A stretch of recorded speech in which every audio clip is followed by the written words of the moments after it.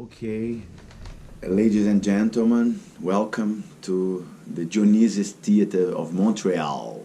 We are in the Montreal section of our international movement for art and science that we are playing different plays and different works. And today we're going to talk with Louise Rosenberg, which is who is an actress in our collective of work in the last 1 year and a half.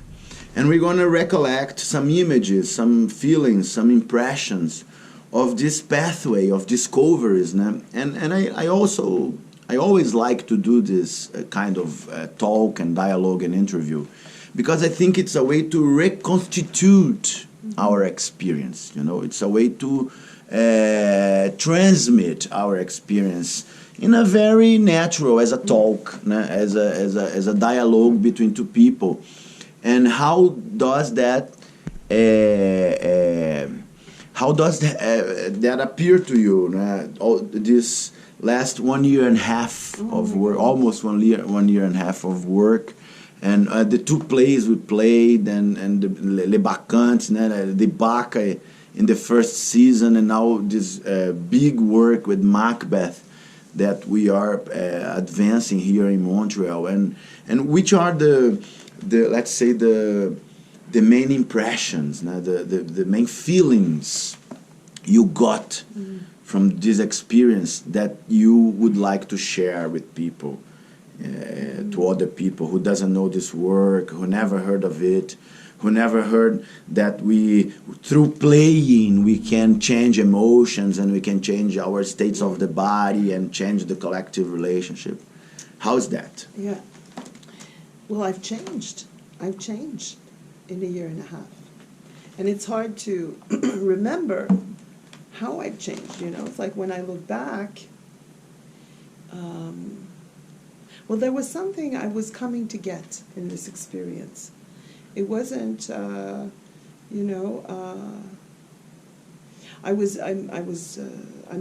doing a research in using performative writing, and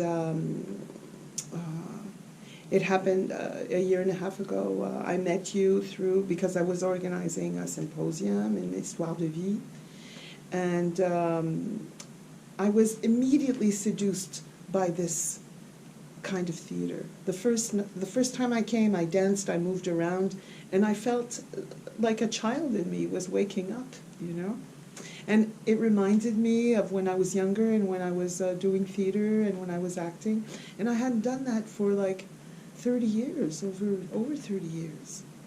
So it was like finding something that I once knew, but in a very different way. And in a very different way. And I liked it. I liked the ritual.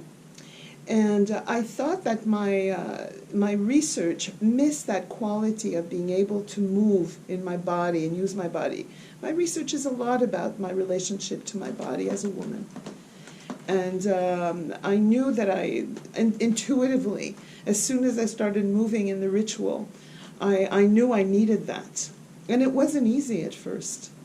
It was difficult because I was very much in my head, as if cut off from my body, And it wasn't easy to just let go and just be carried away. So as much as I was seduced and I knew I wanted that, it was hard. It was hard to just abandon myself.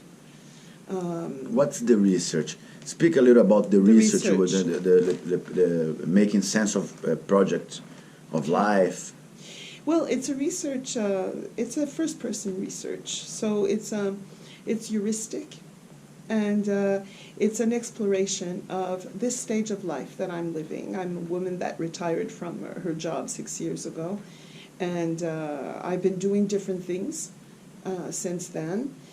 And but when you find yourself in a state where you don't have to work. You don't, all of a sudden you have this freedom and things, you can choose what you desire. All of a sudden the idea of desire comes up. And it's like, it feels like I haven't desired anything for a long time. And it's like, well, what does it mean, how do I desire, why would I choose one thing and not another? Where does that come from? And so, for sure, there was different stages I've gone through in the past 6 years. I think the first 2 years, I wasn't letting go of the social worker I had been. I wanted to take care of my mother now. I tried that, and we tried living together, and it did work for neither of us. So, but it was good for us to see that we both had our own illusions about what it would be like and what we were trying to do. And I guess we had to go through that, and I had to go through that to realize that I didn't want to take care of I wanted something for me, and I had been a social worker for 30 years, and I wanted something for me even if I didn't know what that was. And as soon as I started allowing myself to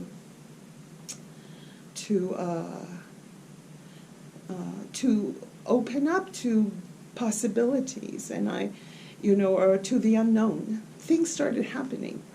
I didn't have to look for them. All of a sudden, things came my way, and they were attractive to me. Like I was offered to accompany people in this program called Sens et Projet de Vie, which was a completely different thing that I'd never done before. How did that happen, that invitation? Okay, well, it happened because I had done that program myself 4 years before my retirement in 2006. And I fell in love with that program. And for me, it was like discovering, you see, when I was working in mental health, all I knew was to work with suffering and pain, and how do we feel better? How do we suffer less? That was always and I was angry with psychiatry. I was fed up with that way. I was when I left, I was very disillusioned about our way of helping people, and I didn't know how else. But Sens et Projet de Vie showed me a different way of seeing life and of seeing suffering as having a purpose in your life, and it was a completely different way, and there was a lot of group work.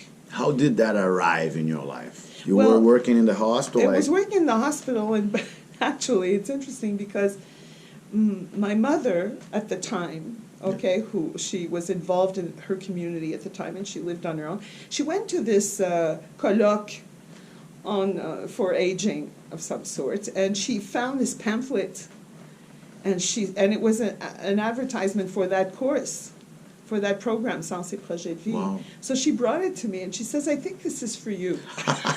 That's how it happened. I know. Incredible. I know. So, and I read it, and it's very rare. My mother picks up things everywhere, and I usually throw them away because I'm annoyed by it. She picks up anything. And now I look at this, and I was very attracted to it. And it was called Sens et Projet de Vie, and it's a program. Which in English, meaning of the project it's of like life. a reflection on the meaning of your life. Yes. At a stage in your life, because it's really geared for people in their 50s, 60s that have worked or have done one thing and arrive at this place in their lives. Yes. And it was also here in Quebec created at a time when a lot of people were retiring, were offered,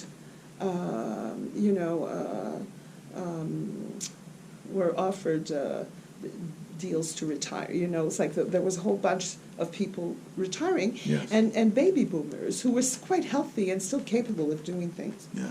So this was a program really designed for people like that who have this, who are educated, who may have pensions and who could do have the stability. something. Yes, and who could do something with their lives at this stage of life, which would be different and creative and with more freedom.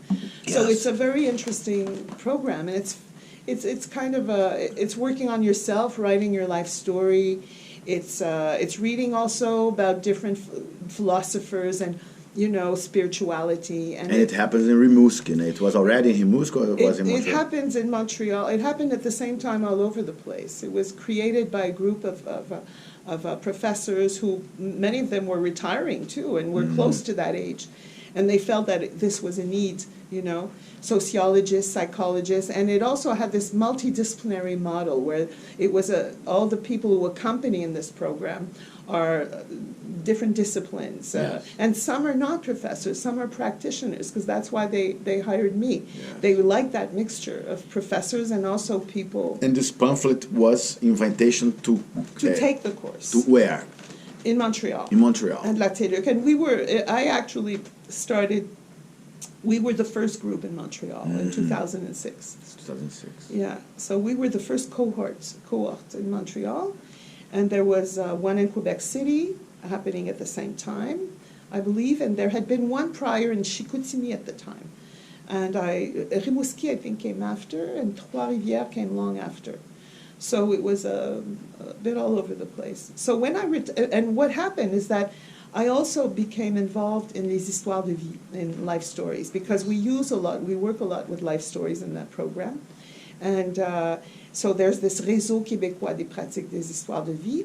And so many people who do Sensé Projet de Vie also continue being involved in this afterwards by attending symposiums once a year with le réseau des histoires de vie, and we see one another and we keep in contact, and there's this network, you know, of people. So I started getting involved with le réseau des histoires de vie, and then when I retired, about 4 years after, or 2 years after I finished, because it's a two and a half year program. Yes. So when I finished the program, I retired a few years later, and they had so many people applying in Montreal for that program that they created 2 cohorts. Mm-hmm. So they had to hire new people to accompany them, Mm-hmm. and they decided it would be smart to hire people who had done the program.